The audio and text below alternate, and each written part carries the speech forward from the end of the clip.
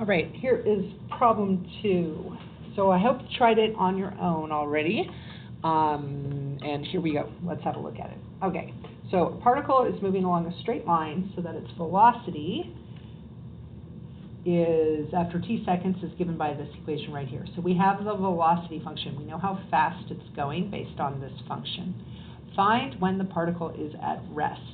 Okay, at rest means it's not moving. So if you're not moving, how fast are you going? So if you are not moving, that means your velocity is going to be equal to 0. So I want to know, when does this function equal 0? So 1.4 to the power of t minus 2.7 equals 0. I want to know, what is t? So 2 ways I can do this. I can do it by hand, or I can do it in the graphing calculator. I don't know if this is supposed to be a graphing calculator problem or a by hand problem, so I'm going to do it both ways. I'm going to go ahead and solve this for t.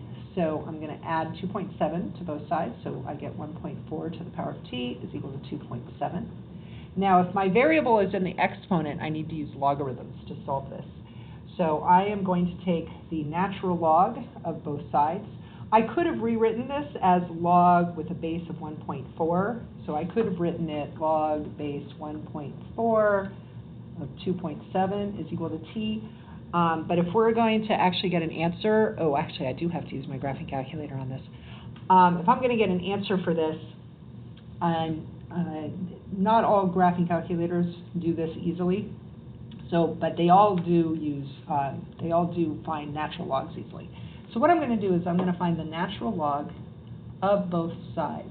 I'm going to take the natural log of both sides. So this is kind of like taking the square root of both sides, squaring both sides, dividing both sides by 3. Okay, as long as you're doing the same thing to both sides of the equation, it's fair game. So I'm taking the natural log of both sides of this equation. Now I can use my little power rule to move the t down front, so I get t times natural log of 1.4 is equal to natural log of 2.7. Divide both sides by natural log of 1.4 to get the t by itself. So natural log of 2.7 divided by natural log of 1.4. So now I can put that into my calculator. So natural log of 2.7 divided by natural log of 1.4, and I get 2.95. So the object is at rest, it stops moving at 2.95 seconds. Okay, I also could have done this on my graphing calculator. I could go to y equals and enter in the equation, and then graph it. And then I want, when is the function value 0? Okay, so that would be my 0. So I'm going to do second calculate. I want the 0. So I went the left of it, move to the right of it. Okay, I'm looking for the x-intercept. And my x-intercept is 2.95. See how I got the same answer? So here it is by solving the equation for 0, and here it is graphing it on a graphing calculator. Okay, so I could have also have done this to show how I got it. If I did use the graphing calculator, we would want to sketch the graph and show that that's what we found, that t is equal to 2.95 by graphing display calculator. Okay, that's how we would show that. All right, find the acceleration of the particle when t equals 2. Okay, so acceleration, to get acceleration, we need the derivative of this. Okay, so do we know how to take the derivative when we have the exponent is up there?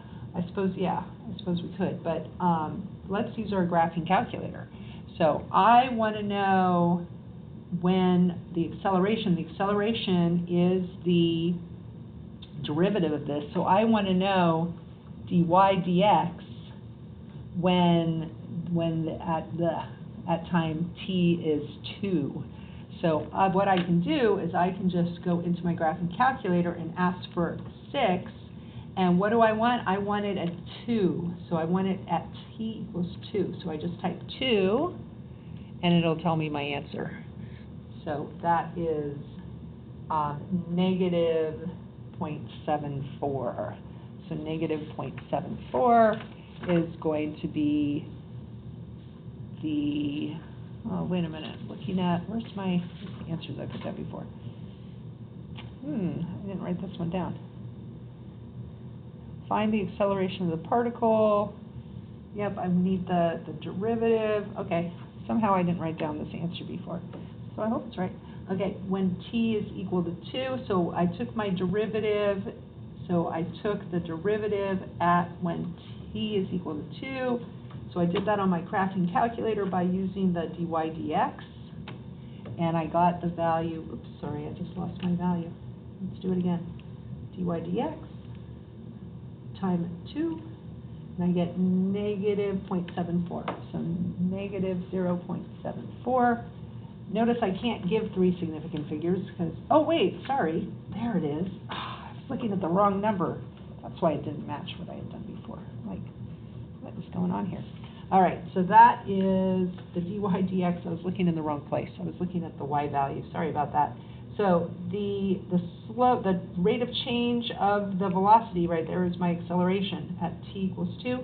It's 0.659. So 0.659. Sorry about that confusion there. And that would be meters per second squared. Meters per second squared. Not much room for that. All right, so I'm just using my graphing calculator to figure that out. Okay, find the total distance traveled by the particle. Okay, total distance, we know we can get that by finding the area underneath the velocity curve. So here's my velocity curve. I want the total distance traveled. Well, what are going to be my boundaries from when to when? So if we go back and we look at the problem, it gives me my boundaries right here. It says between 0 and 5 seconds. So that is what we want to deal with. So from 0 to 5 seconds, so 0 to 5 seconds. So notice what's going to happen. Part of the area is below the x-axis, and part of the area is above the x-axis. So if we go back and we look at my little graph over here, this was at 2.95, so 5 seconds is going to be somewhere over here. It's going to be my 5 seconds. So I need this area, and I need this area, and then I need to add them together. So I'm going to have to go ahead and break this up into 2 regions. So I'm going to find the integral from 0 to 2.95. That's where it crosses the x-axis at 2.95. That's why they asked that question, when does it not moving? Because that's actually where it's changing direction. And I'm going to take that integral of the velocity function, 1.4 t minus 2.7 and dt. And I'm going to take the absolute value of that because that's going to be negative, right? That's underneath the x-axis. It's underneath the x-axis. So I'm going to take the absolute value of that, and I'm going to add it to the other area, which is from 2.95 up to 5 of 1.4 to the t minus 2.7 dt. So on my graphing calculator, this should give me a negative answer. Oops, you can't see what I'm pointing at. This should give me a negative answer. That's this part right here. That should give me a negative answer. And so I'm going to take the absolute value of it. And then this part over here is this. This should give me a positive answer, and then I can add them together. So I'll do it on my graphing calculator. So I want option 7, the integral. First one is from 0 up to 2.95. There's my area, and it says negative 2.97861, but I'm going to change that to positive. I'm going to write down a bunch of digits to start with. I'm not going to round off my answer until later. So that's that one. And then I'm going to add that to this one, option 7. So I'm starting at new 2.95, and I'm going up to 5. That area, 2.430049. So I'm going to add those together. So I'm going to have 2.917861 plus 2.430049, and I get 5.3, rounding it off to 3 significant figures, 5.35. So that gives me 5.35 centimeters. And that is my total distance traveled. Okay, so what, just to talk about what's happening here, so what is this, particle? My particle is approaching from one side, or actually it's, let's see, it's negative velocity, so it's like going away. So it's like going away from some object. It's going away from some object. And then when its velocity is 0 is when it's turning around, so it's going away from some object. When its velocity is 0, that's because it's changing direction. It's turning around and coming back. So you can kind of think of it as that way. It's starting at one point, going away, coming to rest, turning, and then coming back the other direction. And actually, if I think about, because this is its velocity, not its position. This is velocity. So when the velocity is 0, that's when it's changing direction. Okay, we don't know where it is in relation to the particle, but that's basically what's happening. All right, it's AST, time to let people in.